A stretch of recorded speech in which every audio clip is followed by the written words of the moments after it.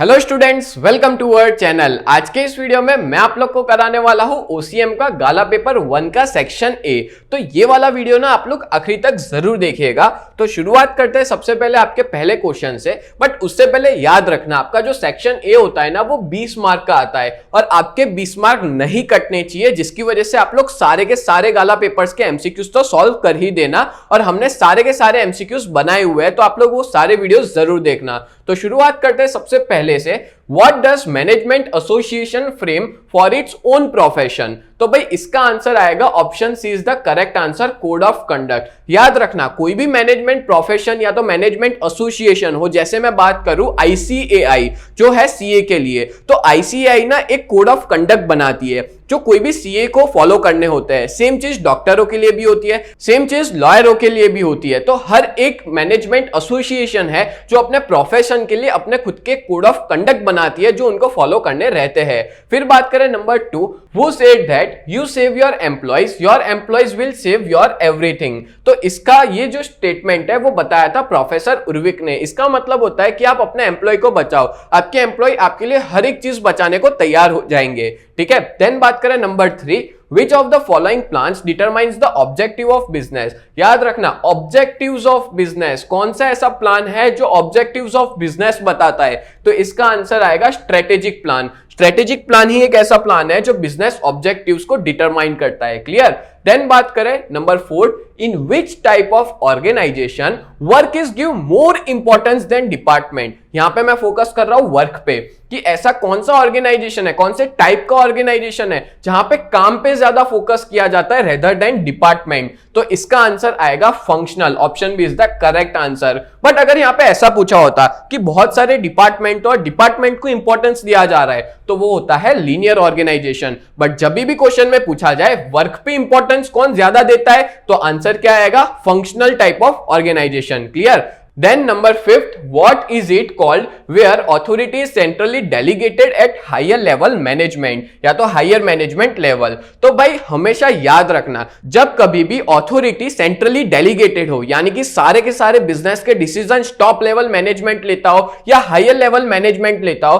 तो उसको हम लोग कहते हैं सेंट्रलाइजेशन। जहां पे वो लोग कोई भी तरह की डिसीजन या कोई भी तरह का डेलीगेशन नहीं देते दूसरों को, कोई भी तरह का काम नहीं बांटते, ना ही किसी को डिसीजन लेने का पावर देते हैं। तो इसका आंसर आता है सेंट्रलाइजेशन। बट अगर एग्जाम में ऐसा पूछा जाए कि जहां पे डेलीगेशन ऑफ अथॉरिटी हो, जहां पे काम को बांटा जाए सबके बीच में, डिसीजन मेकिंग पावर दूसरों को दिया जाए, तो उसमें आता है डिसेंट्रलाइजेशन। बट यहां पे क्या पूछा है कि सारा का सारा पावर सेंट्रली डेलीगेटेड है, किसको, हायर मैनेजमेंट लेवल को, तो आंसर क्या आएगा, सेंट्रलाइजेशन। क्लियर। देन बात करें नंबर 6, तो नंबर 6 देके रखा है the main function of human resource management is. तो देखो इन सब में से एक भी आंसर नहीं आएगा, क्योंकि ह्यूमन रिसोर्स मैनेजमेंट ना मैन पावर पे फोकस करता है, ना ही वो सेल्स पे, ना ही क्वालिटी कंट्रोल, ना ही प्रोडक्शन, क्योंकि इन सब के लिए तो अलग अलग डिपार्टमेंट होते हैं। But human resource management specifically focus करता है, इसका मेन फंक्शन है मैन पावर प्लानिंग। उसमें रिक्रूटमेंट आ गया, सिलेक्शन आ गया, वो सारी चीजें इसमें इन्वॉल्व होती है।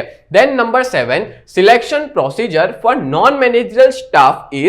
तो भाई नॉन मैनेजरल स्टाफ की सिलेक्शन प्रोसीजर कैसी होती है, तो याद रखना इसका आंसर आएगा शॉर्ट एंड सिंपल। एकदम शॉर्ट और सिंपल होती है इसकी पूरी procedure. Then number 8, Which of this is related to financial incentive? इन सब में से कौन सा फाइनेंशियल इंसेंटिव माना जाएगा? तो देखो एप्रिसिएशन ऑफ वर्क तो नहीं आता, ठीक है, जॉब सिक्योरिटी भी फाइनेंशियल इंसेंटिव नहीं है, एप्रिसिएशन भी नहीं है। आंसर आएगा प्रमोशन। क्यों? क्योंकि प्रमोशन जब भी किसी का होता है ना, तो उसमें उसकी सैलरी भी बढ़ती है, और सैलरी एक तरह से फाइनेंशियल इंसेंटिव में आती है। तो promotion is the financial incentive. Clear.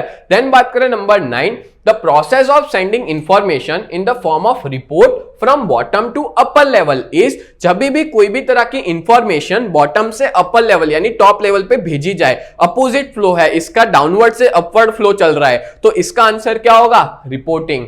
मतलब कि रिपोर्टिंग ही एक ऐसी चीज होती है जो बॉटम लेवल वाले टॉप लेवल वालों को भेजते हैं। क्लियर। मतलब पूरा रिपोर्ट बना के भेजते हैं कि उन्होंने कैसा काम किया, क्या काम किया, ऑब्जेक्टिव अचीव हुए नहीं हुए, हर एक चीज ऊपर भेजी जाती है। Done. Next, which function of the management process sees that the work is performed according to planning. कौन सा ऐसा फंक्शन है मैनेजमेंट का जो देखता है कि सारे काम प्लानिंग के हिसाब से हो रहे हैं कि नहीं? तो इसका आंसर आएगा कंट्रोलिंग, क्योंकि कंट्रोलिंग एक ऐसा फंक्शन है जो देखता है कि सारे काम प्लानिंग के हिसाब से हो रहे हैं कि नहीं। अगर प्लानिंग के हिसाब से नहीं हो रहे तो ये ढूंढता है कि कहां एरर आ रहा है, कहां डेविएशंस है, उस एरर और डेविएशंस को ये हटाता है और फिर प्लानिंग के हिसाब से काम करवाता है। हर एक तरह के काम प्लानिंग के हिसाब से ही चलने चाहिए, तो आंसर आएगा controlling. Then number 11, by which other name is the objective of wealth maximization known? तो भाई उसको ना ऑब्जेक्टिव ऑफ वेल्थ मैक्सिमाइजेशन को हम लोग नेट प्रेजेंट वैल्यू कहते हैं, एनपीवी कहते हैं। Clear? Then number 12, with whom have the foreign investment institution got registered? भाई किससे रजिस्टर करवाना पड़ेगा कोई भी फॉरेन इंस्टीट्यूशनल इन्वेस्टमेंट को? तो कंपनी रजिस्टर्ड नहीं आएगा, कोर्ट भी नहीं आएगा, स्टॉक एक्सचेंज भी नहीं आएगा। इसका आंसर आएगा SEBI, security exchange board of India. Then number 13, security market having maturity period of 1 year और लेस देन मींस अगर कोई भी ऐसा मार्केट जहां पे 1 साल से कम का मैच्योरिटी पीरियड हो तो वो कौन सा होता है? Money market. और मनी मार्केट एक ऐसा मार्केट है जहां सारे के सारे इंस्ट्रूमेंट्स शॉर्ट टर्म के लिए होते हैं, जबकि प्राइमरी मार्केट तो भाई कैपिटल मार्केट का हिस्सा है, सेकेंडरी मार्केट भी कैपिटल मार्केट का है, और प्राइमरी मार्केट को तो न्यू इश्यू मार्केट कहते हैं और सेकेंडरी मार्केट को स्टॉक एक्सचेंज कहते हैं। क्लियर? तो इसका आंसर आएगा money market, option is the correct. Then बात करें number 14, how many types of order are there in purchase sale of security? Purchase sale of security, यहां पे बात कर रहे हैं कि जब हम कोई भी सिक्योरिटीज को बाय कर रहे हैं और सेल कर रहे हैं, बेच रहे हैं और खरीद रहे हैं, तो कितने तरह के ऑर्डर होते हैं? तो बहुत इजी आंसर है इसका 2। बताओ कौन से? तो इसका आंसर आएगा एक तो मार्केट ऑर्डर और दूसरा होता है लिमिट ऑर्डर।